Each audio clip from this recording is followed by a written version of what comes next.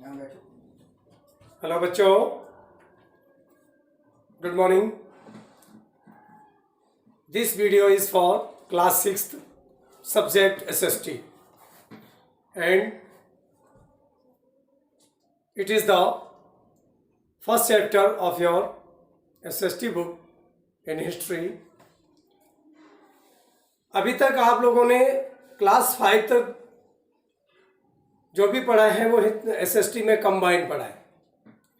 अब आप क्लास 6 में आए हैं तो क्लास 6 में आपको हिस्ट्री, ज्योग्राफी और पॉलिटिकल 3 सब्जेक्ट में से डिवाइड किया गया है SST को। इसमें फर्स्ट चैप्टर है आपका ancient period. Ancient period, ancient period का मतलब है प्राचीन काल। एंशिएंट पीरियड का मतलब क्या है बच्चों?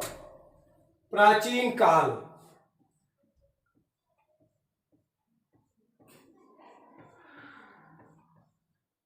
अब प्राचीन काल की जब हम बात करते हैं तो आपको एक चीज समझ में आ रही होगी। जब हम प्राचीन काल की तरफ चलते हैं तो हमें एक चीज सोचनी पड़ती है कि जब हमारे इतिहास की शुरुआत हुई थी, इतिहास जब लिखना शुरू हुआ,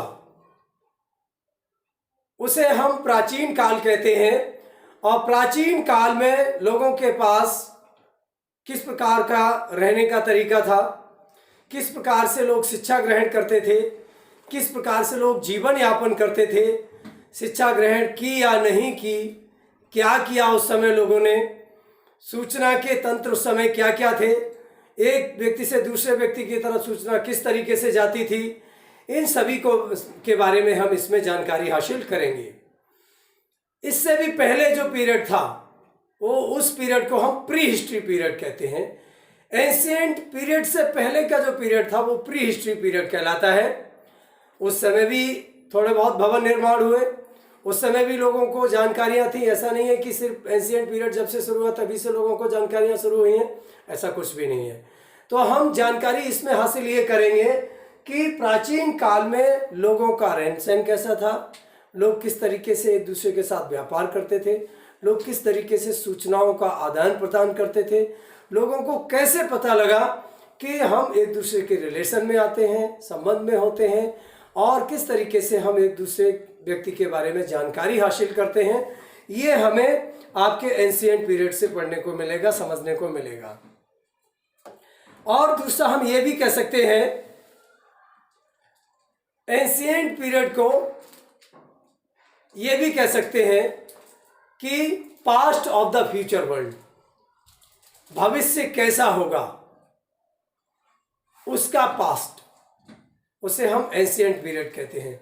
इसके साथ साथ हम ये भी कह सकते हैं,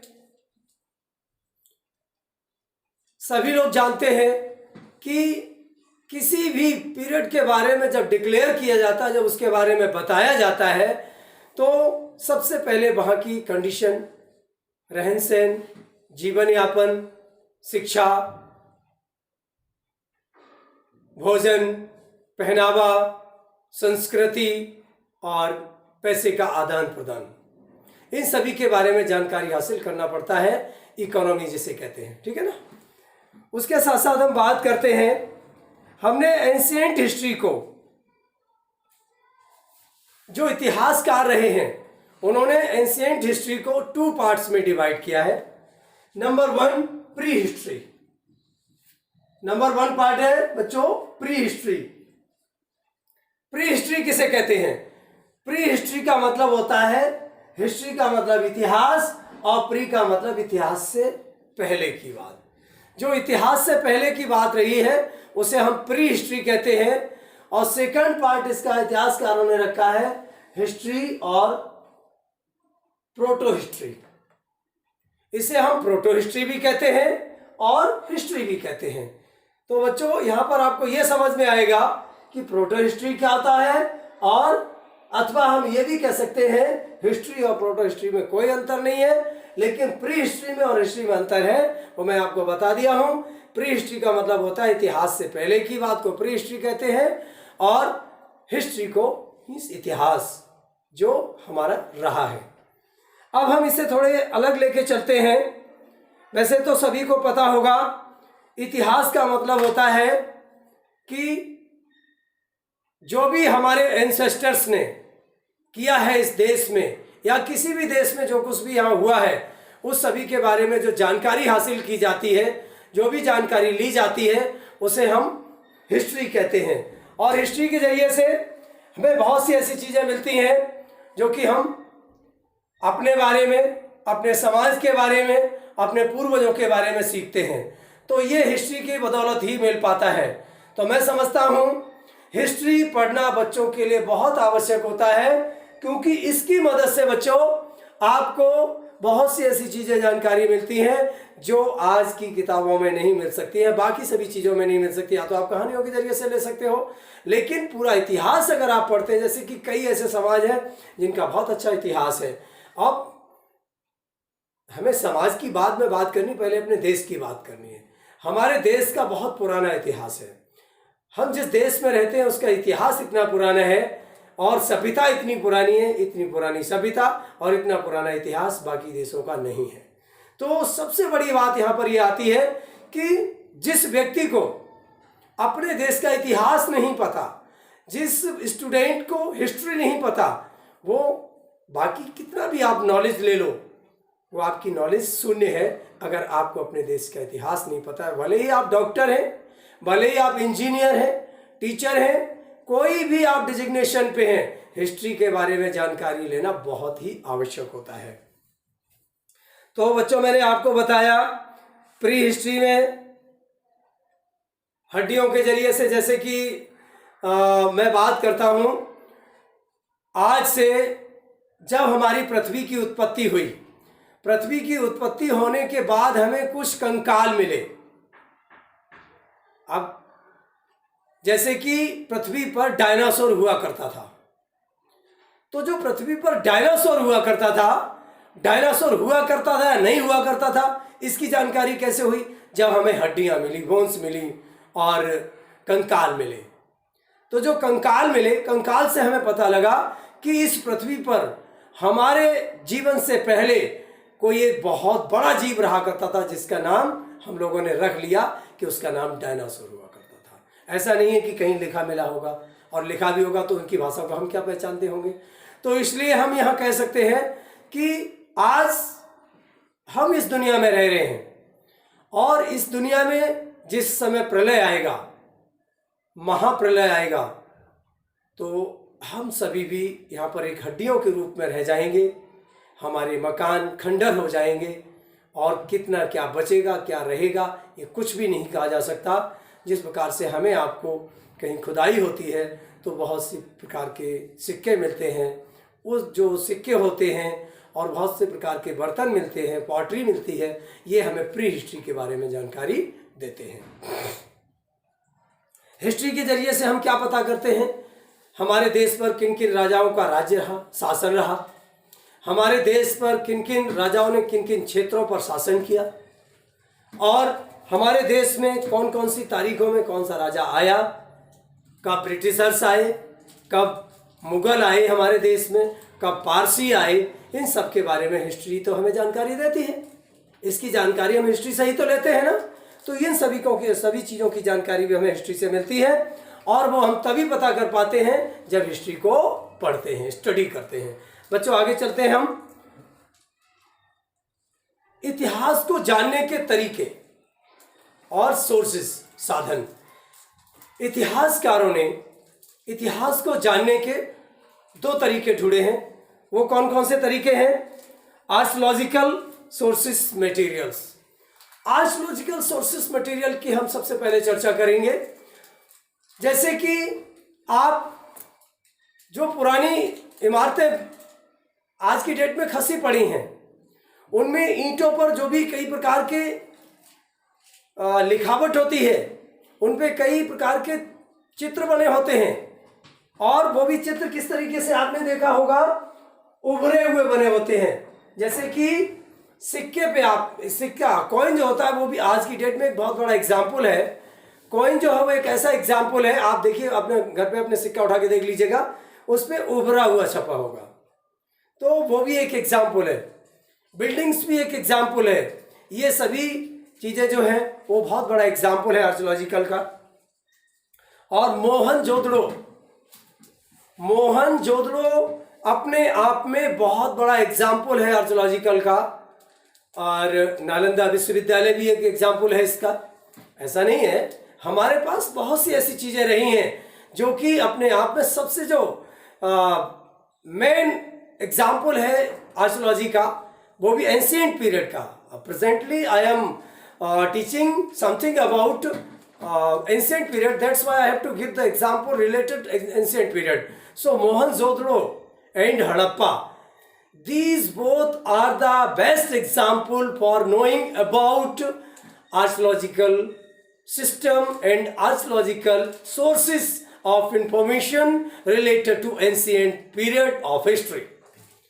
और इसके जरिए से हमें बहुत सी ऐसी चीज़ें मिलती हैं, जैसे कि आर्कियोलॉजी मैंने अभी बताया कि किसी समय यहाँ पर प्री हिस्ट्री जो है, प्री हिस्ट्री के बारे में जब ज़मीन की खुदाई होती है तो हमें बहुत सी चीज़ें दबी हुई मिलती हैं। कुछ सिक्के भी मिलते हैं, कुछ पॉटरी भी मिलती है, कुछ ब्रिक्स भी मिलते हैं, और कई चीज़ें यहाँ पर ज़मीन में दबनी हुई मिलती हैं, बरीड मिलती हैं, जो कि जिनसे हमें पता लगता है कि आज जो इतिहास हमारा जब मोहनजोदड़ो की बात करते हैं, उससे पहले भी इतिहास में कुछ रहा है, उसे प्री हिस्ट्री कहते हैं।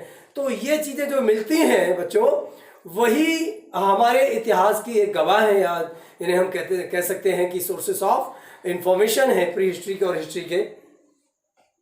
इसके साथ साथ इनमें जो कई ऐसे स्थान हैं अपने आप में जो कि इसके बारे में जाने जाते हैं, और इन इंस्क्रिप्शंस का मतलब होता है जो भी शिलालेख, जैसे कि कहीं अगर आपको मौका मिल जाए देखने का, आज की डेट में तो शिलालेख अलग तरीके से आता है, जैसे कि किसी ने 100, 200, 500, 1000, 10,000, 20,000, 1 लाख, 2 लाख, 10 लाख का जो दान दिया होता है किसी मंदिर को, किसी संस्था को, तो उसकी एक पटिया लगती है, आप समझ गए होंगे, पटिया लगती है ना, और उस पटिया पे लिखा जाता है कि फला ने इतने रुपए दिए, फला ने इतने रुपए दिए। उसके साथ साथ आप कभी ताजमहल देखने गए हो, तो ताजमहल जब देखने जाते हो तो वहाँ पर बाहर एक पत्थर लगा हुआ है, उस पत्थर पे पूरा लिखा हुआ है कि उस ताजमहल के बारे में किसने बनवाया था, कैसे बना था, ये सब जानकारियाँ उसमें लिखी हुई हैं। तो ये इसी प्रकार से जो आर्कियोलॉजी जो इंस्क्रिप्शंस होता है, वो उसका मतलब होता है पत्थरों पर जो लिखा जाता है, उसे इंस्क्रिप्शंस कहते हैं, ठीक है ना। उसके साथ साथ क्या है, कॉइन्स, सिक्के भी बहुत बड़ा एग्जाम्पल है। उसके साथ साथ पॉट्स भी हैं, बिल्डिंग्स भी हैं, टूल्स का मतलब समझते हैं, जैसे कि आज की डेट में हम लोग कई टूल्स यूज़ करते हैं, उसी तरीके से उस समय भी टूल्स का इस्तेमाल होता था।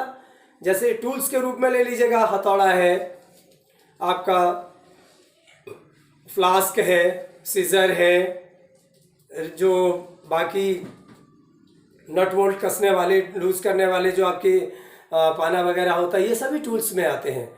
और आपका हथौड़ी है, छेनी है, ये भी टूल्स में आते हैं। अब यहाँ पर जो टूल्स की बात हो रही है, वो मोस्टली उन टूल्स की बात हो रही है जिन टूल्स के जरिए से पत्थरों पर लिखा जाता था, या फिर पत्थरों को काट करके जाली बनाई जाती थी। मैं लास्ट ईयर गया था, कई बार जा चुका हूँ। तो जो आपका ओरछा में मंदिर बना हुआ है, उस मंदिर में मैंने देखा एक किला भी बना हुआ है, मंदिर के जस्ट सामने किला बना हुआ है।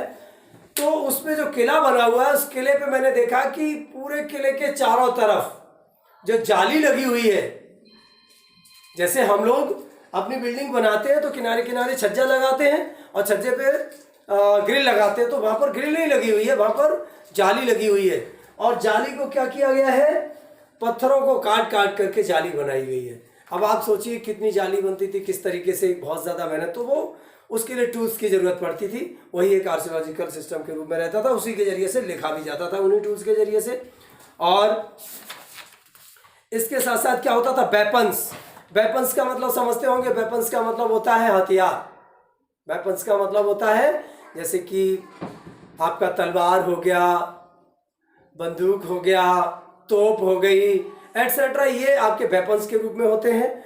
और क्ले ऑब्जेक्ट्स का मतलब होता है मिट्टी के बने हुए बर्तन, मिट्टी के बने हुए सामान, मिट्टी के बने हुए विभिन्न प्रकार की आकृतियां। ये भी आपकी हिस्ट्री के बारे में एक सूचना का तंत्र है। इनके जरिए से आप पता लगा सकते हैं कि उस समय के लोग कैसे होते थे, उस समय लोग किस तरीके से रहते थे, और उस समय के लोग किस तरीके से अपने आप को प्रेजेंट करते थे, और उस समय के लोग किस तरीके से अपनी कला को प्रेजेंट करते थे। ये आपकी इन सभी चीज़ों से मिलता है। स्कल्पचर्स, पेंटिंग से भी बहुत जानकारियां मिलती हैं। आप जाइए किसी भी पुराने किले में जाइएगा तो दीवारों पर पेंटिंग मिलेंगी, छतों पर पेंटिंग मिलेंगी। तो ये सभी पेंटिंग भी बहुत बड़े एग्जाम्पल हैं एंशिएंट हिस्ट्री के। और उसके बाद बात करते हैं जो कई प्रकार की चीजें ऐसी हमें देखने को मिलती हैं जो धार्मिकता से रिलेटेड होती हैं, धर्म से रिलेटेड होती हैं।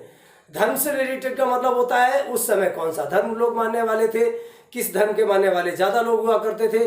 क्योंकि जब हम हिस्ट्री पढ़ते हैं तभी हमें पता लगता है कि हमारे धर्म मतलब किसके धर्म में कितने लोग मानने वाले थे और कौन सा धर्म किस तरीके से उस समय समझा जाता था।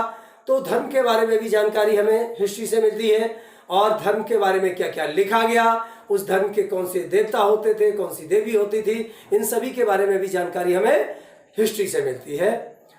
और इसके साथ साथ क्या होता है, उस समय सामाजिक स्थिति हमारी कैसी थी, समाज हमारा किस तरीके से रहता था और समाज की कंडीशन क्या थी, इन सभी के बारे में भी जानकारी हमें इसी से मिलती है। उदाहरण के तौर पे हम ले सकते हैं बिल्डिंग्स हो गया, मोहनजोदड़ो की जो बिल्डिंग है वो बहुत बड़ा एग्जाम्पल है आपका। सेकंड है आपका इंदूज वैली सिविलाइजेशन। हमारे देश में इंदू वैली सिविलाइजेशन, इंदू घाटी सभ्यता सबसे प्राचीन सभ्यता में आती है, और इंदू नदी से ये सभ्यता निकली है, और इस सभ्यता से हमारे देश को बहुत बड़ी सफलता मिली है। तो इंदू वैली सिविलाइजेशन, जो इंदू घाटी सभ्यता है, वो भी अपने आप में बहुत बड़ी सिविलाइजेशन है, और इस सिविलाइजेशन से हमें बहुत कुछ सीखने को मिला है। जैसे अब मैं यहाँ पर सिविलाइजेशन की बात करूँ, जैसे कि वैलीज हुआ करती थी। वैलीज का मतलब घाटी। अब घाटी क्या होती है शायद आप समझते हो ना समझते हो, लेकिन फिर भी मैं जो समझते हैं वो भी और ज़्यादा समझ रहे, जो नहीं समझते वो भी समझ रहे। वैली का मतलब होता है ये इस तरीके से। तो अब यहाँ पर अब आप ये सोचोगे सर यहाँ पर इतनी छोटी सी जगह में लोग कैसे रह लेंगे, यहाँ पर ये छोटी सी जगह में लोग कैसे रह लेंगे। ऐसा कुछ नहीं है, ये सिर्फ देखने के लिए ये इतनी बड़ा इलाका होता था, बड़ा एरिया होता था कि लोग आराम से यहाँ पर रह सकते थे एक फिगर के रूप में। जैसे कि यहाँ पर हिल एरिया है ये, ठीक है ना, इस तरीके से हिल एरिया है ये इस तरीके से। तो यहाँ पर ये अंदर का जो एरिया है, पहाड़ियों के बीच का जो एरिया है, वो आपकी वैली के नाम से जाना जाता है, घाटी के नाम से जाता है। तो इंदू वैली सिविलाइजेशन जो है वो हमारे भारत देश की सबसे प्राचीन सिविलाइजेशन है। इसके साथ साथ आगे हम चलते हैं। इसके साथ साथ लोगों ने बहुत कुछ इनसे सीखा। जो पुरानी बिल्डिंग्स मिली, जो पुरानी कलाकारी मिली, जो पुराने भवन मिले, इन सभी से बहुत कुछ लोगों ने सीखा है। अगला हम स्टेप उठाते हैं। इतिहासकारों ने हमें सोर्सेस ऑफ इंफॉर्मेशन की एक और चीज दी है, वो है आपका इंस्क्रिप्शंस। इंस्क्रिप्शंस का मतलब मैं पहले भी बता चुका। इंस्क्रिप्शंस का मतलब होता है शिलालेख। इंस्क्रिप्शंस, इसका मतलब होता है शिलालेख। शिलालेख क्या होता है मैं अभी बताया था। जैसे कि बहुत बड़ी बड़ी शिलाएं हुआ करती थी, उस पे उस समय के बारे में लिखा करते थे लोग, तो उसे शिलालेख कहा जाता था।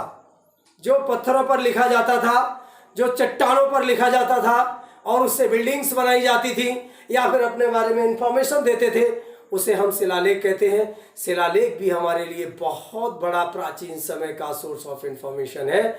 आज की डेट में हमें कई ऐसी शिलाएं मिलती हैं। जब हम प्राचीन इतिहास की जितनी भी बिल्डिंग्स हैं, मोहनजोदड़ो में जाइएगा, हड़प्पा में जाइएगा, वहां पर आपको ये चीजें देखने को मिलेंगी। तब आपको पता लगेगा कि जो हम आपको समझा रहे हैं, जो पढ़ा रहे हैं, वो बात सच है या सिर्फ बुक्स में लिखी या सब वैसे ही मुंह चला रहे हैं। ये तो सब बात की बातें हैं, आपको समझने के लिए उस जगह पे जाना पड़ेगा। तो इन इंस्क्रिप्शंस क्या होता था?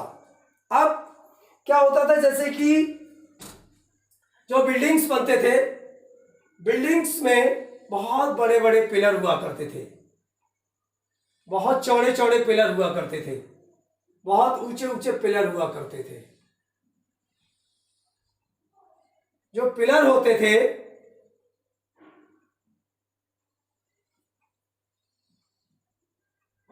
उन पिलर पे क्या होता था, मान लिया ये पिलर है और इस पिलर पर मैंने लिखा है अभी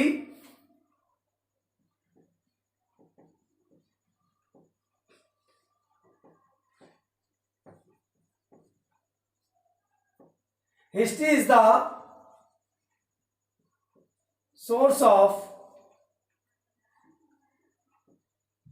एंशिएंट medieval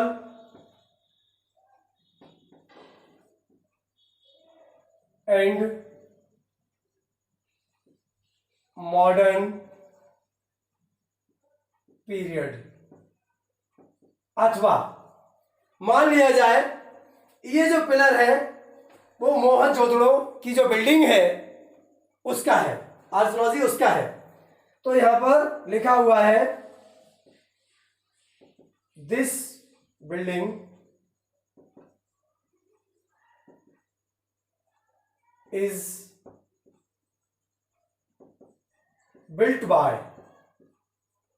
तो बच्चों यहां पर मैं समझता हूं आपको दिख रहा है ये जो लिखा हुआ है, इसी तरीके से जो पिलर्स होते थे, पिलर्स पे उसकी इंफॉर्मेशन, उस बिल्डिंग की इंफॉर्मेशन या अपने समय की इंफॉर्मेशन, अपने जो उस समय के सम्राट होते थे, किंगडम्स होती थी, जो किंग होते थे, उस समय के जो राजा होते थे और जो राजधानियां होती थी, जिसका शासन होता था, उनके बारे में जानकारी इन पिलर्स पे लिखी जाती थी। तो इसे हम क्या कहते हैं? This is called inscriptions. Inscriptions कहा जाता है, इसे शिलालेख कहा जाता है। आपको समझ में आ गया होगा। इस तरीके से दीवारों पर, पिलर्स पर जो भी लिखा जाता था उसे इंस्क्रिप्शंस कहा जाता था, शिलालेख कहा जाता था। यह भी अपने आप में बहुत बड़ी सूचना का माध्यम रहा। इसने हमें बहुत प्रकार की सूचनाएं दी। अब आप देखिएगा इसके जरिए से, सपोज दैट ये पिलर लगा हुआ है मोहनजोदड़ो में, तो मोहनजोदड़ो के बारे में इस पिलर पे लिखा हुआ है, उससे आपको जानकारी मिलेगी कि नहीं मिलेगी? अब चूंकि उस समय की लिखाई क्या हुआ करती थी, आज की डेट में जो अब क्या किया गया है वहां पर, जैसे कि ये तो पुराने लिखा हुआ है, लोगों ने अलग से उस बिल्डिंग की जानकारी देने के लिए जब गेट बनाया, मेन गेट जो बनाया, वहीं मेन गेट पर उसके बारे में एक अलग से पत्थर लगाया गया है, जिसे पटिया भी कहते हैं, वो पत्थर लगाया गया है। उस पत्थर पर आज की भाषा जैसे कि हिंदी, इंग्लिश, उर्दू, मोस्टली इन्हीं भाषाओं में, ज़्यादातर तो दो भाषाओं में होता है, हिंदी और इंग्लिश में होता है, तो इन भाषाओं में लिखा गया है। जो इस पे लिखा हुआ है उसे यहाँ पर लिखा गया है ताकि लोग इसके बारे में समझ लें। आपकी भाषा लिखी गई है, वो तो उनकी भाषा थी, उनकी भाषा तो ये अलग लिखी हुआ है। मैंने इसमें जो लिखा हुआ है वो इंग्लिश में लिखा हुआ है, बिकॉज आज की भाषा जो है इंग्लिश और हिंदी है। तो ये भी एक इंस्क्रिप्शंस जो है वो भी बहुत बड़ा सोर्स ऑफ इंफॉर्मेशन रहा है। उसके बाद हम बात करते हैं कॉइन्स की। कॉइन्स मीन सिक्के। आप देखिएगा आज भी जो आपके कॉइन्स हैं, सिक्के हैं, उन पे भी छपा हुआ होता है। जैसे 1 रुपये है, 1 रुपये का कॉइन है तो उभरा हुआ छपा होगा, उस पर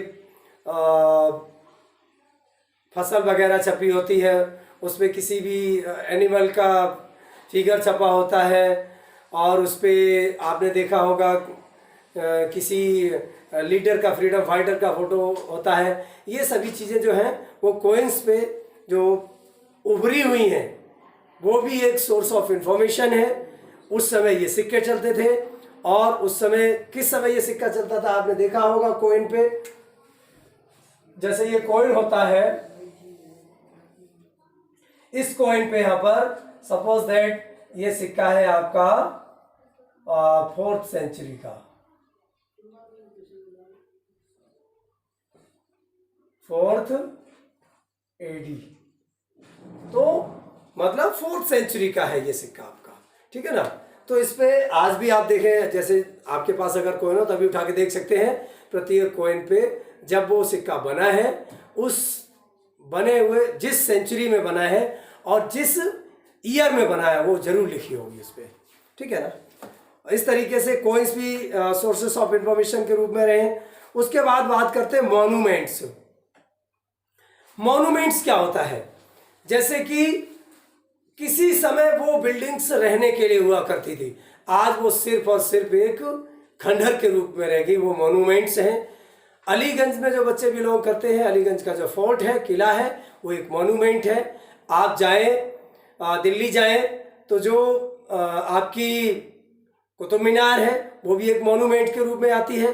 इसी प्रकार से कई बिल्डिंग्स हैं जो मॉन्यूमेंट के रूप में आती हैं। और उस समय जब हमारे देश में कई बाहर के राजा आए, उन्होंने कई किले बनवाए, आज की डेट में वो सभी किले जो है वो मॉन्यूमेंट्स के रूप में रह गए हैं। ये भी एक आपके एंशिएंट टाइम की इंफॉर्मेशन का सोर्स माना जाता है।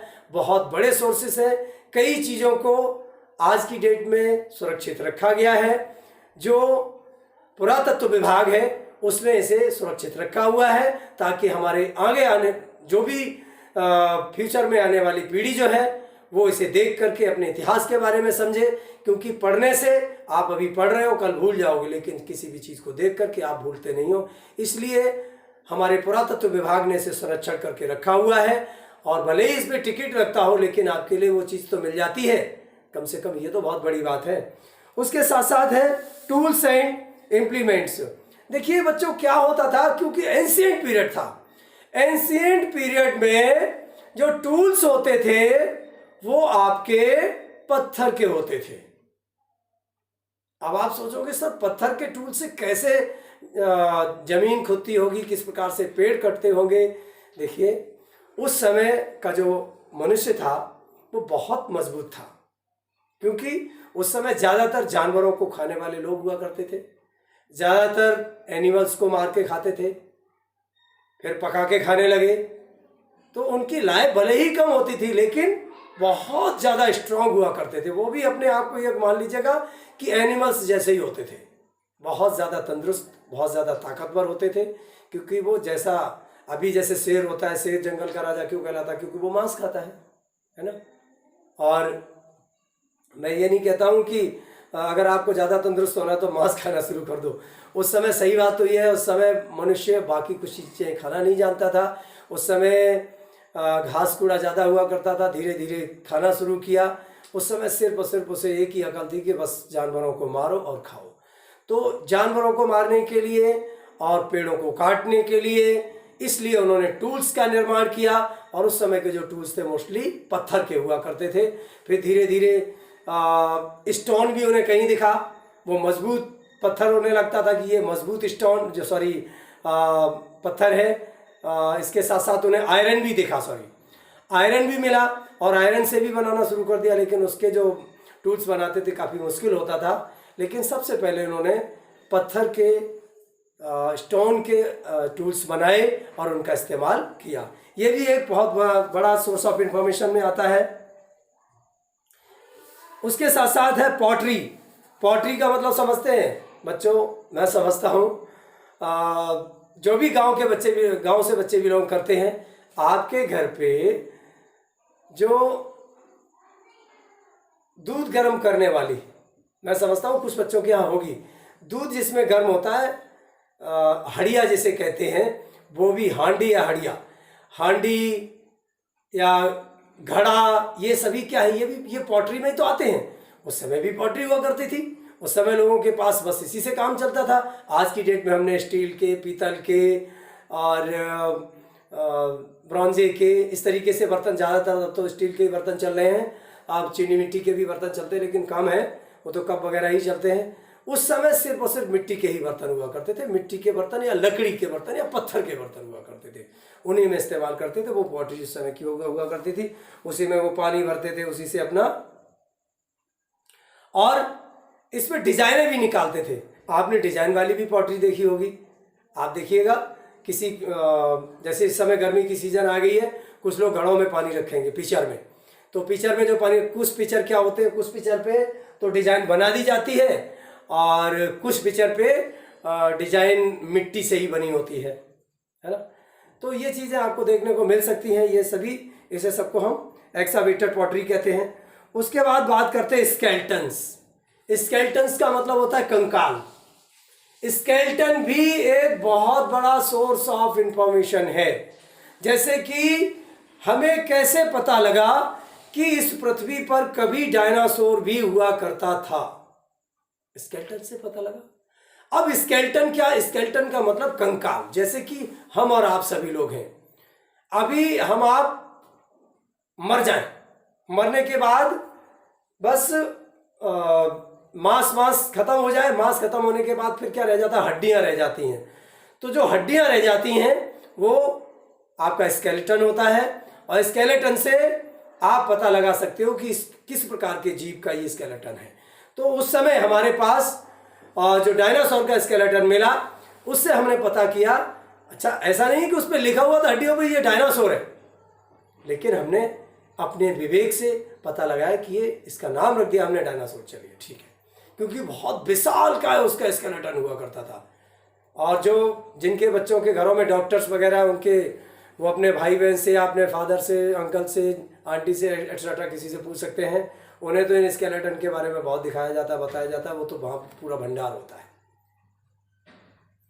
स्केलेटन से भी हमें बहुत प्रकार की जानकारियाँ मिलती हैं एंशिएंट हिस्ट्री के बारे में। ये भी अब उसमें मैन का, वुमेन का, एनिमल का, इन सभी के किस प्रकार के एनिमल का है और मैन का है, वुमेन का है, बच्चे का है, किस प्रकार का है, किसका है, ये सभी भी information, source of information ancient history के रूप में जाना जाता है।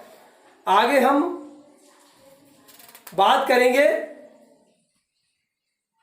Fossils remains. फॉसिल्स क्या होता है बच्चों?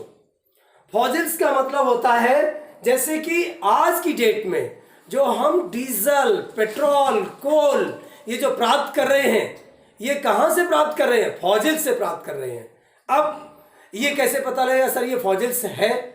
आज से मिलियंस ऑफ ईयर्स बिफोर, आज से मिलियंस ऑफ ईयर्स बिफोर, जब इस पृथ्वी पर जीवन था, उस समय इस पृथ्वी पर प्रलय आया, और प्रलय आकर के जीव जंतु, फ्लोराज, फौनाज, पेड़ पौधे, मनुष्य, जानवर, कीड़े मकोड़े, ये सभी के सभी जो थे इस जमीन में दब गए।